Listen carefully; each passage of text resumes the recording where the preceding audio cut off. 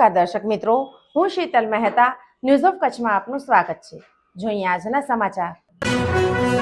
રાપરમાં વિવિધ સંગઠનોએ ગાય માતાને રાષ્ટ્રમાતા જાહેર કરવાની માંગ સાથે આવેદનપત્ર આપ્યું। રાપર ખાતે વિવિધ સંગઠનો અને સંસ્થાઓ દ્વારા ગાય માતાને રાષ્ટ્રમાતા જાહેર કરવાની માંગ સાથે આવેદનપત્ર આપવામાં આવ્યું હતું।